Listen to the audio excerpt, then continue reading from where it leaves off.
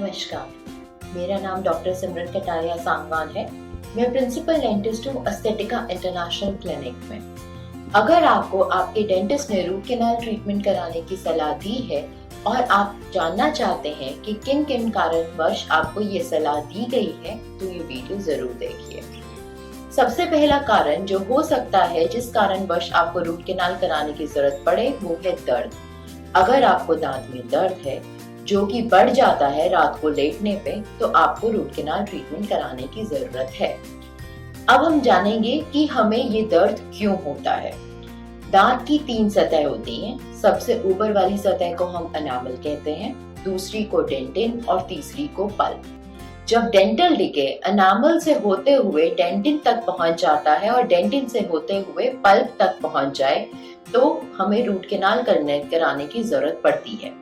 अब आप सोच रहे होंगे कि पल्प तक पहुंच गया तो रूट कैनाल कराने की जरूरत क्यों है। पल्प में सारी की सारी दांत की नर्व सप्लाई और ब्लड सप्लाई होती है। जब वो इन्फेक्शन पल्प तक पहुंचता है तो हमारी ब्लड सप्लाई और नर्व सप्लाई इरिटेट हो जाती है। इरिटेट होने के कारण दर्द होता है। यही रीजन है कि इन्फेक्शन होने के कारण रूट कैनाल कराने की जरूरत पड़ती है। दूसरा कारण जो होता है वो होता है दांतों में ठंडा, गर्म और मीठा खाने पे झंझनाहट।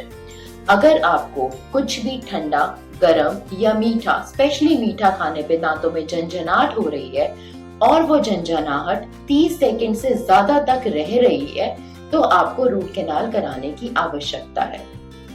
तीसरा कारण जो होता है वो होता है मसूड़ों का सूज जाना और उनमें से पस का बहना।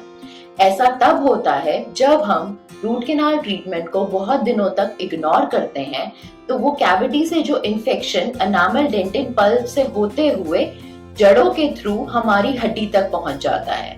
जब वहां वो हड्डी तक पहुंच जाता है और वहां पे बहुत ज्यादा पस इकट्ठा हो जाती है, तो वो इकट्ठा हुई पस मसूड़े से बहने लगती है। इसे हम साइनस फॉर्मेशन बोलते हैं। तो इस में आपको रूट कैनाल ट्रीटमेंट करवाने की जरूरत पड़ती है।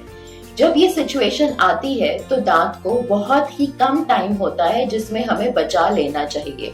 अगर यहाँ से इस सिचुएशन में भी हम दांत को इग्नोर करते हैं तो दांत को निकलवाना पड़ता है। जो अगला मेजर रीजन है रूट कैनाल ट्रीटमेंट करवाने का, वो है एक्सीडेंट। अगर आपका एक्सीडेंट हुआ है या बॉटल खोलते हुए या कुछ भी फिजिकल एक्टिविटी करते हुए आपका दांत चिप हो गया है और वो इतना टूट गया है कि वो नस तक टूटा हुआ है, तो आपको रूट कैनाल ट्रीटमेंट करवाने की जरूरत पड़ती है। जो आखिरी रीजन है दांत का काला पड़ना। अगर आपका दांत काला पड़ गया है, उसमें बेशक दर्द है या दर्द नहीं है, तो आपको रूट कैनाल ट्रीटमेंट की जरूरत है।